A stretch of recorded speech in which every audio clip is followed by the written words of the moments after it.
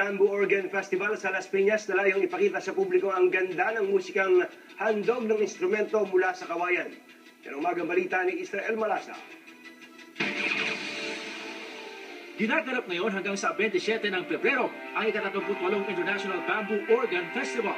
Ang nag-iisang bamboo organ sa buong mundo ay tinayo ni Father Diego Serra, ang unang pura paroko ng St. Joseph Parish Church sa Las Piñas noong taong 1816.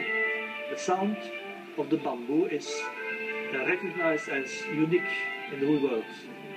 And since it is the only organ made of bamboo pipes, you really have a unique collection of sounds which are present in the organ. Dahil sa kalumaan, in-restore o ipinaayos ang organ sa Germany mula 1972 hanggang 1975.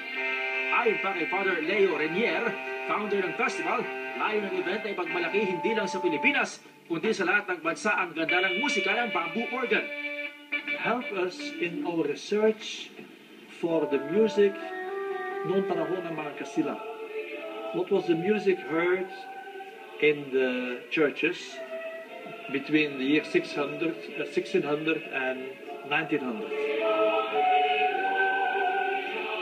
Bukod sa musika ng tanyag na composer si Johann Sebastian Bach, dagdag atraksyon din sa festival ang University of the Philippines Music Education Choral, ang Manila Symphony Orchestra at ang Las Piñas Boys Choir.